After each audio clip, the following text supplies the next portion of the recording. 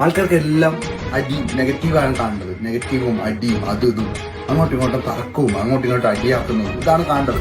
അവരെന്താ ചെയ്യാം, കുറേ ഇതേപോലെയുള്ള അടിയാക്കാൻ കേപ്പബിൾ ആയിട്ടുള്ള കുറെ ആൾക്കാർ ഒരു ഹൗസിലിടും. അവരെ തമ്മിൽ അടി കൂടിപ്പിക്കും. ഒരുത്തൻ അടിയാക്കാൻ നിൽക്കുന്നുണ്ടെങ്കിൽ അവനായിരിക്കും ആദ്യം പുറത്തു പോകുന്നത്. നിങ്ങൾ ശ്രദ്ധിച്ചാൽ മനസ്സിലാവും. അടിയാക്കുന്നവന്മാരാണ് ഏറ്റവും ലാസ്റ്റ് നിൽക്കുക. അടി ആക്കിപ്പിക്കും അവർ. അതാണ് അവരുടെ സ്ക്രിപ്റ്റ്. സ്ക്രിപ്റ്റ് വെച്ചിട്ടാണ് പോകുന്നത്. എന്നിട്ട് അടി ആക്കിപ്പിച്ചിട്ട് ആ അടി അവർ മാർക്കറ്റ് ചെയ്യും.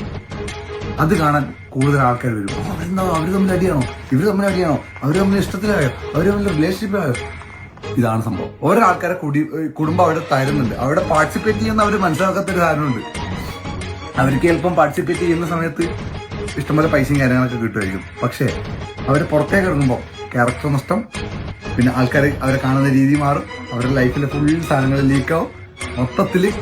മൊത്തത്തിൽ അവരെ ഇതാക്കും. ശരിയല്ലേ?